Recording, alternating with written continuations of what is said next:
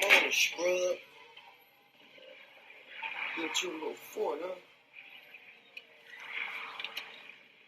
Fuck about your little fort, nigga. I hate you. Hate you too, little nigga.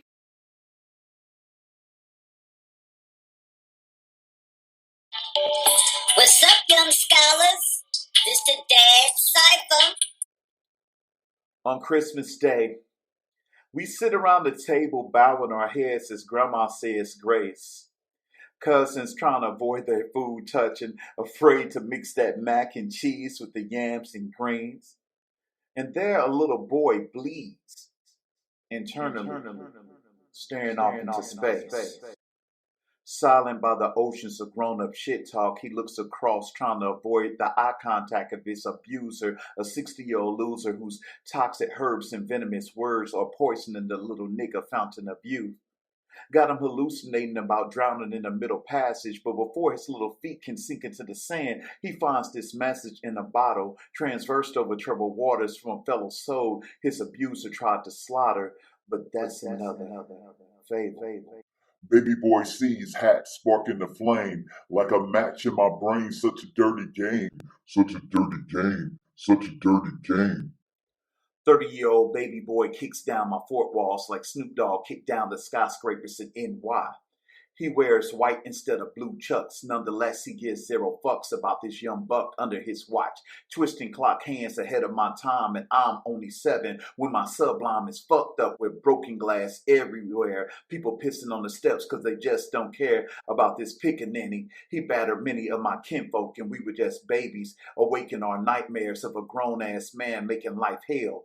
But who could we tell he's a grown-ass baby boy kicking down our fort? Infiltrating my 7-year-old mind was his sport. Infiltrating my 7-year-old mind was his sport. Infiltrating my 7-year-old mind was his sport. You ain't shit, little bitch ass nigga with your fat ass. You must be gay or something. Always with your ass in the refrigerator eating all the pig feet, all the hog balls, all the ham hocks. Many nights my heart stopped. Police flicker flashlights in my eyes as he slides, concealing himself between crevice of twin bed and lead-painted wall. And I recall Grandma holding back tears and a hammer to his head, trying to stop her little addict son from stealing food stamps. Sometimes I press my head against the cold, damp bottom of the toilet, numbing the pain, wishing God flushed me away, wishing my mother flushed me away, like my father flushed me away every time he would say, "Jay." Put your uncle on the phone. As they conversed about schemes and triple beam dreams, did he know that the steam coming out of his pipe was made out of my spirit? As they got high on their own supply, breaking all crack commandments. And I could not stand it to see 30-year-old baby boy cry when I found Grandma lifeless, trying to save baby boy from crisis after crisis. I lost faith when she died on the cross. Was she not good enough for that Lazarus hookup? My whole fucking world was shook up. Why does this baby boy, this piece of shit, get to exist only to make me suffer? Baby boy sees hat sparking the flame like a match in my brain. Such a dirty game, such a dirty game, such a dirty game, such a dirty game. Then God showed me his vision. Like Joseph, I was imprisoned by loved ones who didn't listen or see my eyes glisten. But the story that I had within me transformed my test into testimony to let this little boy know that he's not alone. And I'm here to make sure the world hears the little boy who's sitting at the table so he won't have another fable. So grown-ups, make sure you don't miss this. The little boy looking down at Christmas. Fuck your fort, nigga.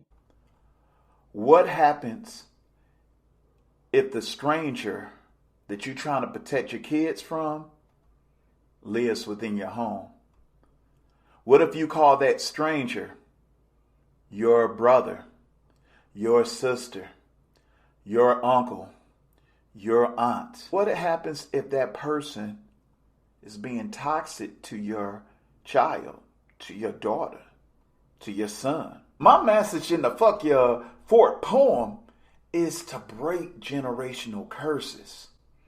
In that poem, I talked about the toxic behavior that I experienced, the days that I put with tried to numb my pain by just putting my head on the bottom of the toilet, or feeling like I wanted to crash face first in the concrete looking out of my project windows. I mean, those were some times that came from words, the cursing out, the punching of my chest, any of those things that some of us as dads believe makes us tough and makes us be a man. And we often think it's okay because, see, that happened to us. So if it happens to our son, they're going to be okay. They're going to be all right. But what that is transgenerational trauma. Now you'll say, Professor, you hit me with these big words. What is transgenerational trauma? Well, transgenerational trauma is it's like, I want you to think about it like a family inheritance. You know, whenever it's a funeral, black folk, we get upset about who's going to get what because we know the value of inheritance, right? A lot of times we don't realize that we pass down toxic behaviors from one generation to the next, like we're passing down the El Dorado. And some of that stuff don't need to be passed down.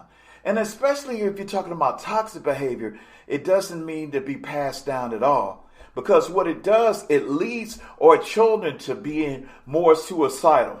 It leads them to seek comfort in drugs and violent behaviors. And your child become the 3Ds, depressed, diseased, and dejected. And I know you probably say, man, that my kids will be all right. They don't need any help. I grew up like that. But think about yourself. How many days you spend playing, looking for that PS5 to escape? How many times you get that little drinky drink to escape? How many times you just say, let me, smoke something of this to escape? How many of y'all engage in sexual behaviors to escape? All of that is how we've been escaping trauma for years. But I'm challenging you today as men, especially as we get ready to get through this holiday season. I'm challenging you to become hyper vigilant, meaning that you pay attention to the people that you have around your children. You're going to do anything, and I mean anything it takes to protect your child so they won't grow up passing these same stuff along. Let me let y'all in on the secret, and I'm talking to you, Jazz, right there. No Jordans, no jewelry, no watches, no iPhones, no anything you could buy your kid is going to fix the damage that they receive from a toxic family member. In fact, Frederick Douglass said it is easier to build strong children than it is to repair broken men. I'm going to say that one more time. It is easier to build strong children than to repair broken men. So right now, I'm challenging you, all the dads out there in the DadCypher universe, to build stronger children. And on my next episode of DadCypher, I'm going to tell y'all how that trauma impacted me as a father. Yeah, I got a story to tell. I wasn't always this jovial person that you see on YouTube. I was in a dark place, y'all. And it definitely impacted me as a dad. I'm not proud of it, but I want to use my testimony to help you all get better, to help my kids get better, and to help your kids get better. So check out the next episode of DadCypher when I talk about how I parented as somebody who was abused. Take care.